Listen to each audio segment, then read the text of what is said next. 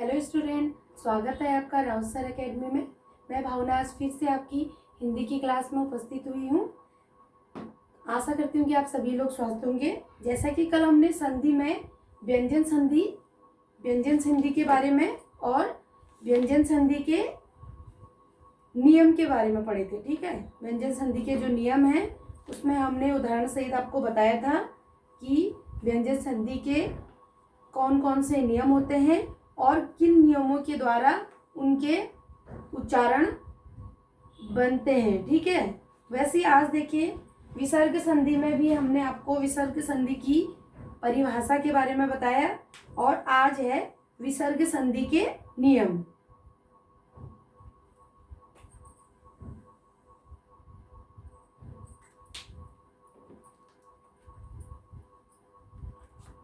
तो आज हम पढ़ेंगे संधि में विसर्ग संधि के नियम।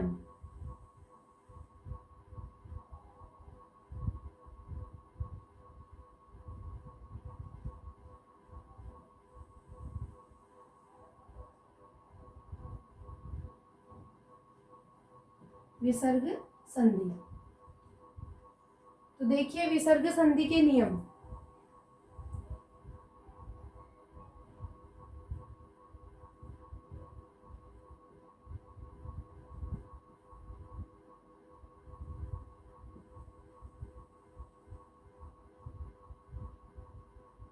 देखिए विसर्ग संधि के नियम। जो पहला नियम है वो देखिए, यदि विसर्ग के बाद चौ छ आता है तो वह सौ में परिवर्तन हो जाता है। ठीक है, जो तालव्य सौ है उसमें परिवर्तन हो जाता है। यदि विसर्ग के बाद जो हमारा विसर्ग लगता है, यदि विसर्ग के बाद चौ और छ का प्रयोग होता है तो चौ हमारा किस में परिवर्तन हो जाएगा, तो ये हमारे किस में परिवर्तन हो जाएगा, तालव्य सौ में परिवर्तन हो जाएगा। ठीक है, देखिए उदाहरण में देखिए,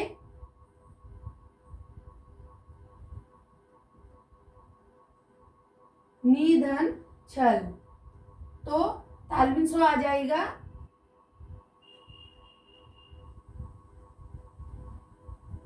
निश्चल। ठीक है, वैसे ही देखिए विसर्ग है निधन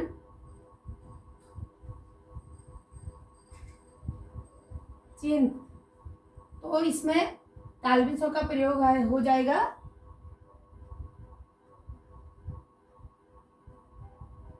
निश्चित।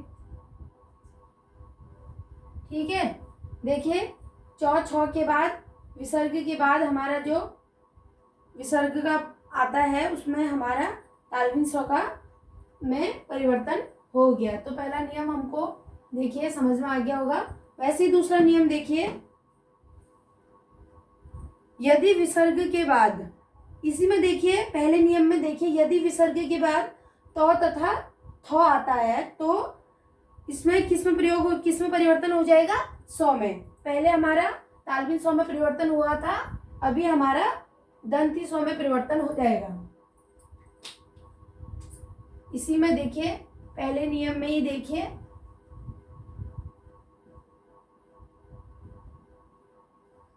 किसमें परिवर्तन हो जाएगा, दंती सौ में। देखिए उदाहरण देखिए,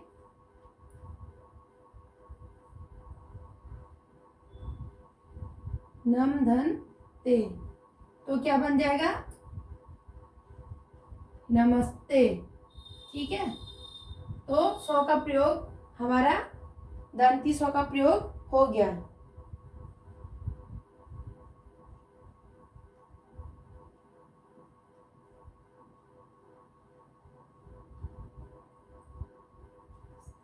निस्तार, निधन तार, तो क्या बन गया, निस्तार।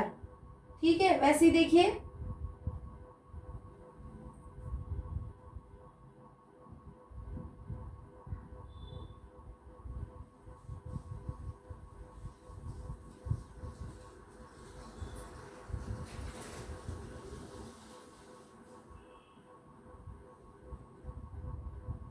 ठीक है, तो इसमें हमारा जो दंती सौ है उसका प्रयोग हो गया है।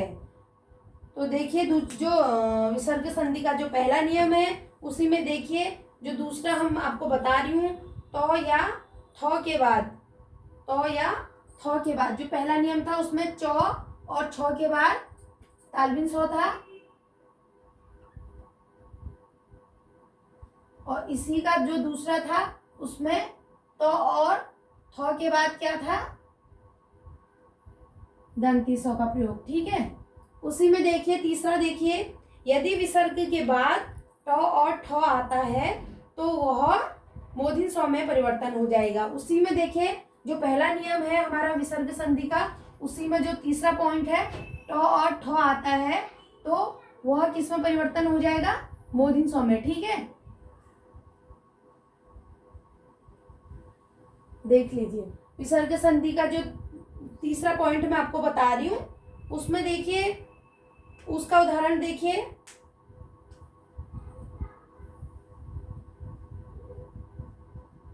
निधन ठुर, तो क्या बन जाएगा इसमें,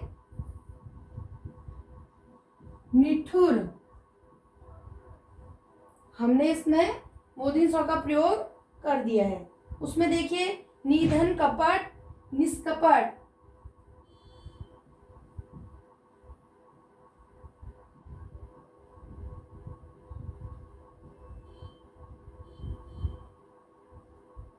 ठीक है। तो हमने जो विसर्ग संधि के नियम है उसमें हमने पहले नियम के मैंने आपको 3 पॉइंट बताए हैं।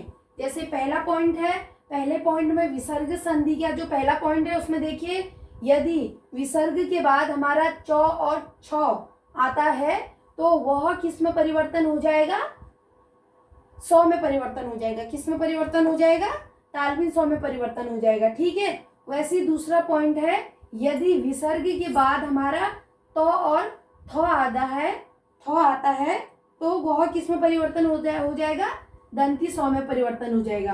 वैसे तीसरा पॉइंट है, ट विसर्ग के बाद यदि ट और ठ आता है तो वह किस में परिवर्तन हो जाएगा, मूर्धन्य सौ में। ठीक है, तो तीनों जो मैंने तीनों पॉइंट आपको बताए हैं पहले नियम के, उसका उदाहरण भी मैंने आपको बता दिया कि कैसे हमारे उच्चारण आ जाएगा। वैसे ही दूसरा नियम देखिए, विसर्ग संधि का जो दूसरा नियम है वो देखिए, यदि विसर्ग के पहले पहले हमने जो पहला नियम था उसमें हमारा देखिए विसर्ग के बाद आया था। अभी देखिए यदि विसर्ग से पहले अ आए तो उसके बाद क ख प फ आए तो विसर्ग में कोई परिवर्तन नहीं होता है। ठीक है, वैसे जो विसर्ग संधि का जो दूसरा नियम है उसमें देखिए मैं आपको बता रही हूँ, जो यदि विसर्ग से पहले नियम में विसर्ग के बाद बताया था, इसमें देखिए विसर्ग से पहले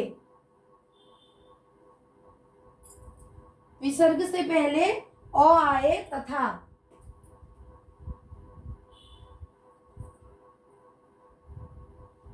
या उसके बाद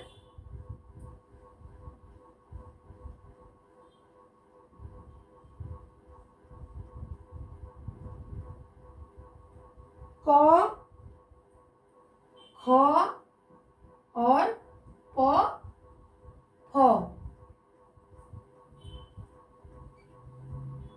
आए तो विसर्ग में कोई परिवर्तन नहीं होता है। देखिए यदि विसर्ग से पहले, देखिए दूसरा नियम में देखिए, यदि विसर्ग से पहले अ या उसके बाद क ख और प फ आए तो हमारे विसर्ग में कोई परिवर्तन नहीं होगा।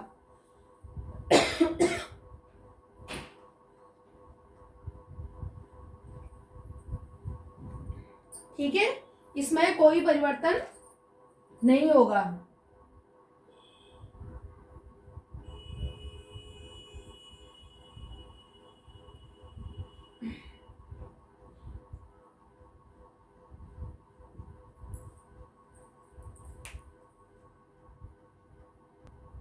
तो देखिए वैसे इसका उदाहरण देखिए पहला उदाहरण देखिए, अंत धन करण तो हम कोई इसमें कुछ किसी का भी प्रयोग नहीं करेंगे, किसी में परिवर्तन नहीं करेंगे, तो इसको हम ऐसे ही लिखते हैं अंतकरण।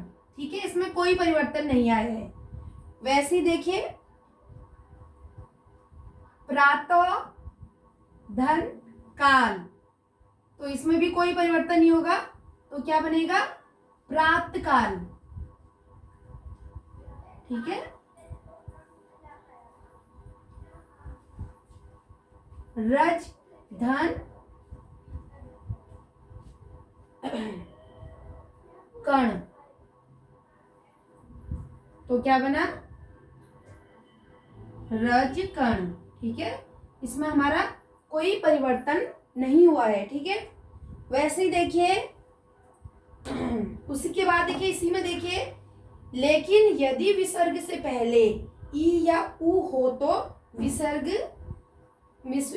क्या होगा, उसमें परिवर्तन हो जाएगा, बोधिन स्व में परिवर्तन हो जाएगा। इसी में देखिए विसर्ग से पहले अगर अ आई आया, तो यहीं पर देखिए विसर्ग के पहले अगर ई और उ हो तो, ई और उ का प्रयोग हुआ तो यह किस में परिवर्तन हो जाएगा, बोधिन स्व में। ठीक है, इसका उदाहरण देखिए,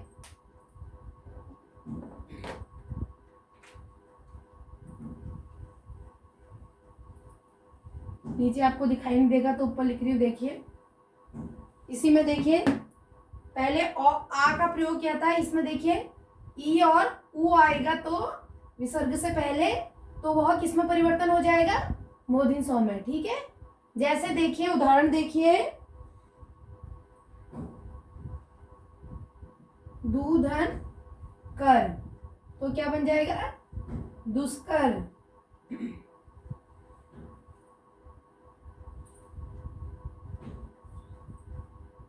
दूधन कर्म, तो क्या बन जाएगा दुष्कर्म। ठीक है, तो विसर्ग से पहले यदि ई और उ आता है तो वह किस में परिवर्तन हो जाएगा, बोधिन स्व में परिवर्तन हो जाएगा। देखिए उदाहरण देख लीजिए, देखिए तीसरा नियम,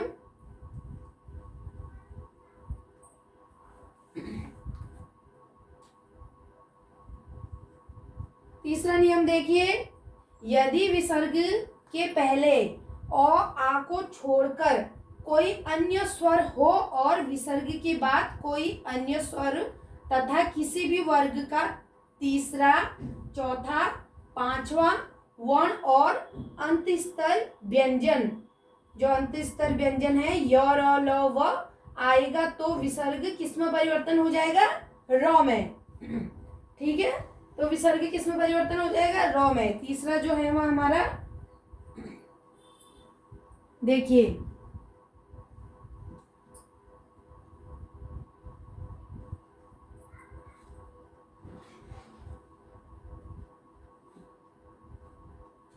ठीक है, तो हमारा जो विसर्ग है वो किस में परिवर्तन हो जाएगा, र में। ठीक है, तो देखिए उदाहरण देखिए इसी में,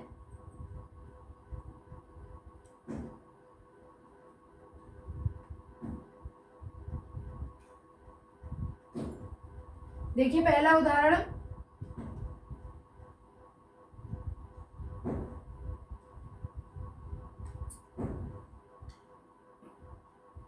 दुर्गुण, दूधन गुण, तो ये किसमें परिवर्तन हो गया, र में। ठीक है, इसमें हमने र की मात्रा लगा दी। वैसे ही देखिए निधन आशा, तो क्या बन जाएगा, निराशा।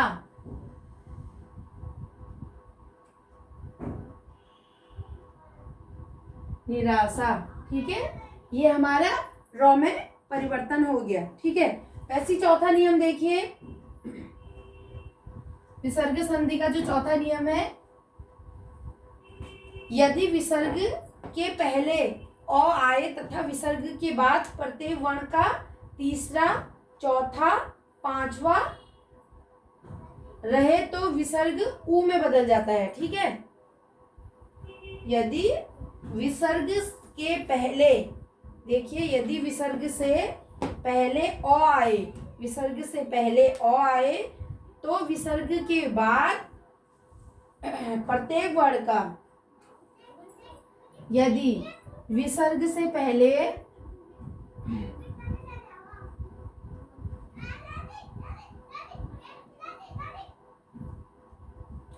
यदि विसर्ग से पहले अ आए तो प्रत्येक वर्ण का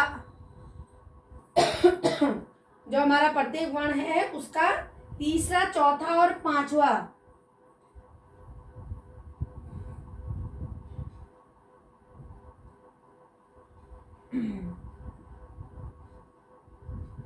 जो तीसरा, चौथा, पांचवा प्रत्येक वर्ण का तीसरा, चौथा, पांचवा किसमें परिवर्तन हो जाएगा?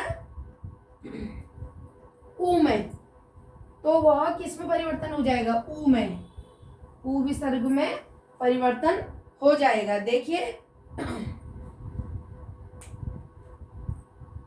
और अ और ऊ को मिला के क्या बन जाएगा? ओ।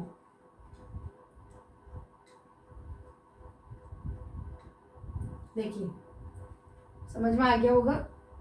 जो हमारा चौथा नियम है, विसर्ग से पहले, यदि विसर्ग से पहले अ आता है तो प्रत्येक वर्ग का तीसरा, चौथा और पांचवा वर्ण क्या बन जाएगा? वह किस में परिवर्तन हो जाएगा? ऊ में। ठीक है, और अ और ऊ मिला के ओ बनता है। ठीक है, और ऊ मिला के क्या बनेगा? ओ। तो देखिए जैसे कि इसमें मैं आपको उदाहरण बताती हूँ। सौधन रज, देखिए ओ की मात्रा लगा दीजिए, मैंने बोला था आपको, देखिए इसमें बताया था और ऊ मिला के ओ बनेगा। तो देखिए सौ रोज, हमने रो में ओ की मात्रा लगा दी। बड़ा सिंपल सा है। देखिए अगर आपको नियम पता हो तो यह आसान है।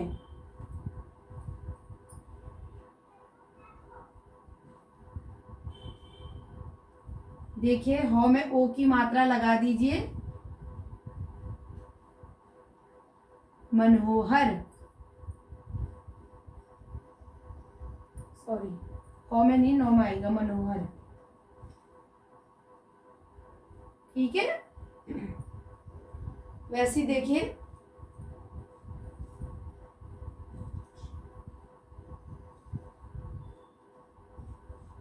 यशोदा। ठीक है, 100 में हमने किसकी मात्रा लगा दी? ओ की, यशोदा। वैसे ही देखिए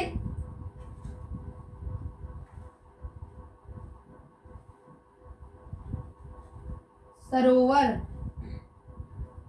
तो इसमें हमने किसकी मात्रा लगा रखी? ओ की, ओ की मात्रा लगा रखी है। ठीक है, तो देखिए जो चौथा नियम है बड़ा आसान है। देखिए आप नोट भी कर सकते हैं। यदि विसर्ग से पहले अ आता है तो विसर्ग के बाद प्रत्येक वर्ण का तीसरा, चौथा, पांचवा वो किस में परिवर्तन हो जाएगा? ऊ में परिवर्तन हो जाएगा। ऊ में परिवर्तन हो जाएगा और अ और ऊ मिला के क्या बनेगा? ओ। ठीक है, वैसे ही देखिए उदाहरण देखिए, सौधन जौ, तो क्या बना? सरोज। सिंपल सा है, और ऊ मिला के ओ बनेगा तो र में हमने ओ की मात्रा लगा दी, सौ रोज। मन धर हर, मनोहर। यश धन दा, यशोदा। सर धन वर, सरोवर। ठीक है, तो देखिए चौथा नियम,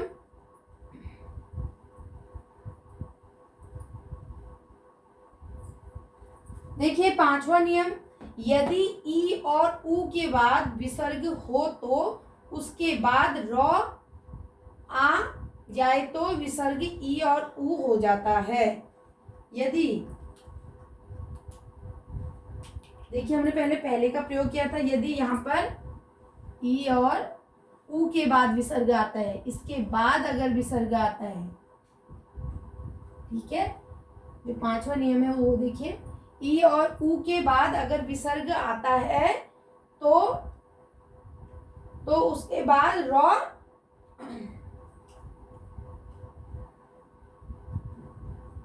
देखिए अगर ई और ऊ के बाद विसर्ग आता है तो र के बाद ये क्या बन जाएंगे,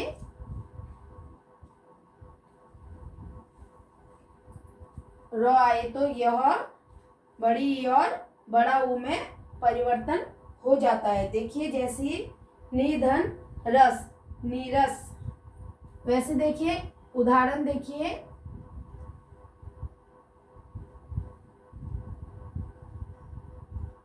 देखिए नीरस, ठीक है। वैसे ही देखिए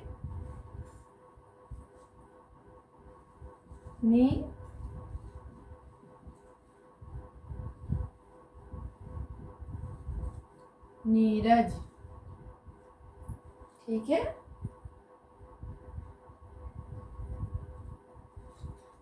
दूधन दुराज, ठीक है। उदाहरण से आपको समझ में आ गया होगा। वैसे देखिए छठा नियम देखिए विसर्ग संधि का।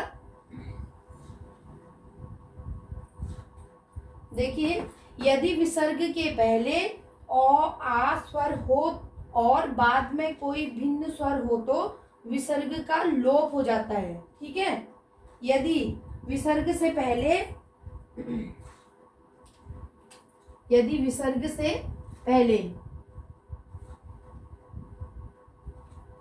छठा नियम देखिए, विसर्ग से पहले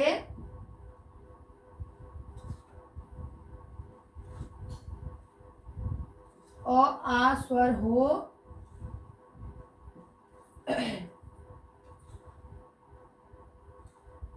और बाद में कोई अलग स्वर न हो और बाद में भी इन्हीं स्वर का प्रयोग हो, कोई अलग स्वर नहीं होता है, तो इसमें विसर्ग का लोप हो जाता है।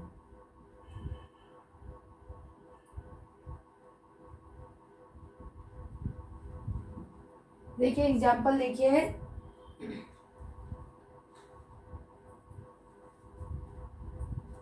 अत धन एव, तो क्या बन गया, अतएव, ठीक है। इसी में देखिए दूसरा पॉइंट देखिए, यदि विसर्ग से पहले अ हो तथा बाद में क या प हो तो विसर्ग का क्या बन जाएगा, किसमें परिवर्तन हो जाएगा, दंती स्व में परिवर्तन हो जाएगा। यदि देखिए यदि विसर्ग से पहले, इसी का जो दूसरा पॉइंट है उसमें देखिए, यदि विसर्ग से पहले और आ स्वर आते हैं और बाद में उसके बाद क और प हो तो विसर्ग किस में परिवर्तन हो जाएगा, दंती स्व में, ठीक है। इसको भी देख लीजिए। जो हमारा विसर्ग संधि का छठा नियम है उसमें देखिए पहले दूसरा पॉइंट देखिए, यदि विसर्ग से पहले यदि विसर्ग से पहले और आ आते हैं और बाद में क और प आते हैं तो विसर्ग किस में परिवर्तन हो जाएगा, दंती स्व में परिवर्तन हो जाता है। तो इसी में देखिए उदाहरण देखिए इसी का, जैसे कि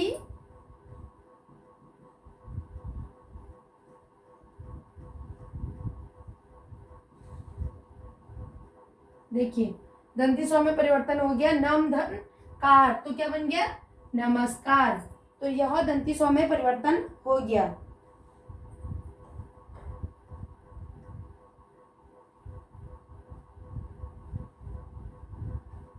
भास्कर, तो सौ का प्रयोग, इसमें 100 का प्रयोग हो रहा।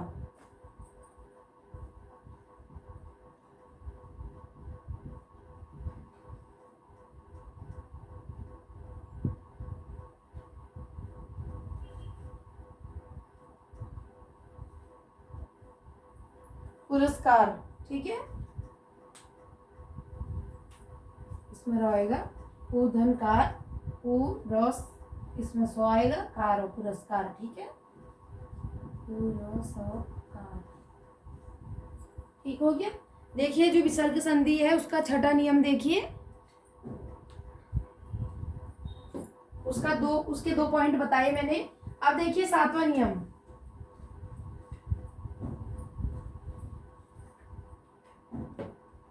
यदि विसर्ग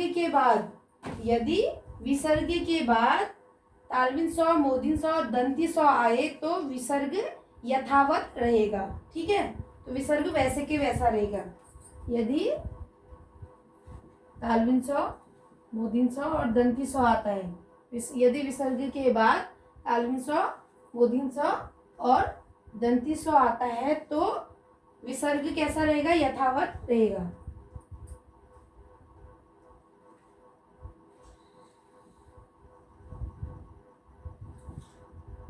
ठीक है, इसमें देखिए, जैसे उदाहरण देखिए,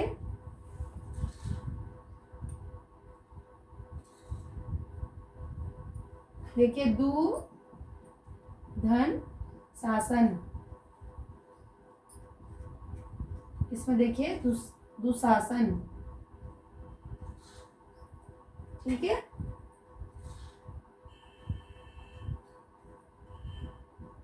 निधन संदेह, तो हम वैसे ही लिखेंगे इसको निसंदेह। ठीक है, तो इसी में देखिए अपवाद। ठीक है, विसर्ग संधि की जो अपवाद है वो देखिए 3 पॉइंट में आपको बता रही हूं। उसमें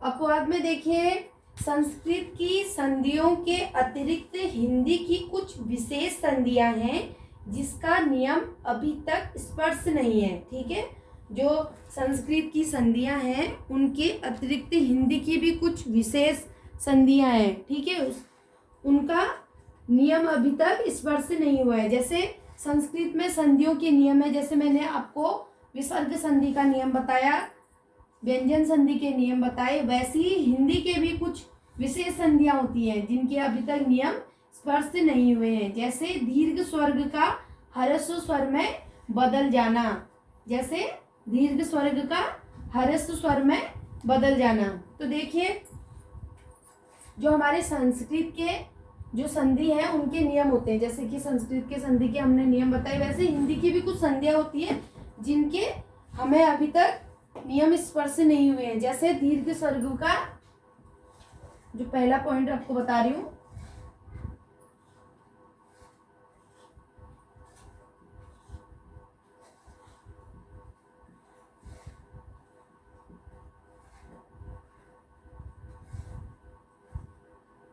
तो दीर्घ स्वर्ग का ह्रस्व स्वर में बदल जाना। तो देखिए, इसमें देखिए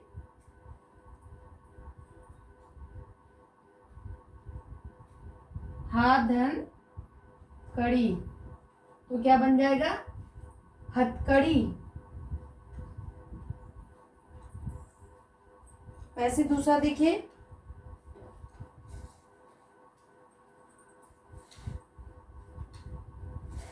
कान धन कड़ा, कनकड़ा।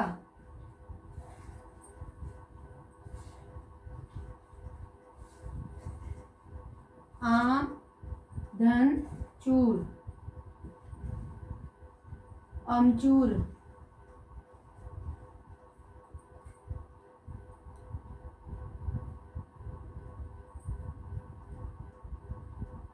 लड़का धन पन, तो क्या आएगा? लड़कपन। देखिए, यह हमारा दीर्घ स्वर से ह्रस्व स्वर में बदल गए हैं। इसको देखिए, इसी में देखिए हाथ धन कड़ी, तो क्या बना? हथकड़ी। वैसे ही है आपका आम धन चूर, तो इसमें हमारा जो आ है वो हमारा ओ में बदल गया है, उसमें हमने आ की मात्रा हटा दी, तो क्या बन गया? अमचूर। वैसे ही दूसरा पॉइंट देखिए, अल्प प्राण से महाप्राण बन जाता है, प फ ब भ और म, जैसे कि सावधान ही, तो क्या बन जाएगा? सभी। इसका दूसरा पॉइंट भी देखिए, नोट कर सकते हैं।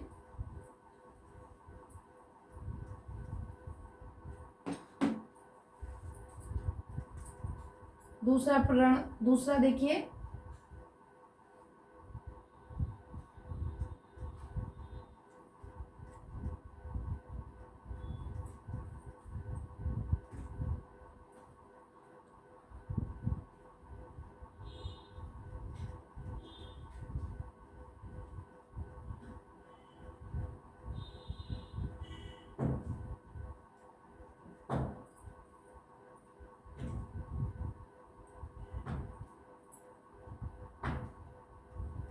अल्प प्राण से महाप्राण बन जाना।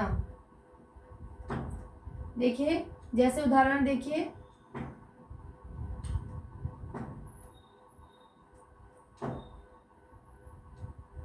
सावधान ही, तो क्या बन जाएगा? सभी। ठीक है,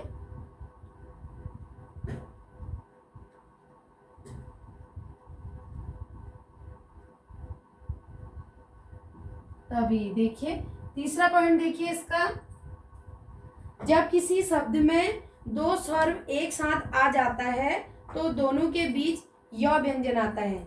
यदि कोई शब्द में दो स्वर एक ही साथ आ जाते हैं, यदि कोई व्यंजन में अगर दो स्वर एक ही साथ आ जाएंगे तो दोनों के बीच में य व्यंजन आता है। ठीक है, तो देखिए, लाधन आया, इसी में तीसरा देखिए,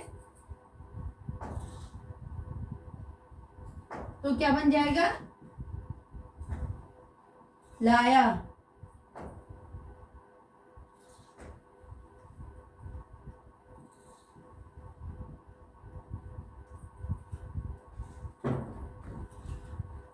इसमें आएगा कवि धन ओ।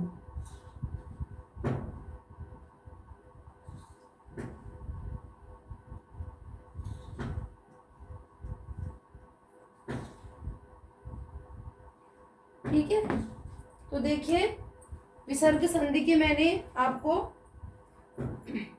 7 नियम बताए और 3 पॉइंट मैंने आपको विसर्ग संधि के अपवाद बताए। ठीक है, तो संधि में हमने देखिए, संधि में हमने स्वर संधि,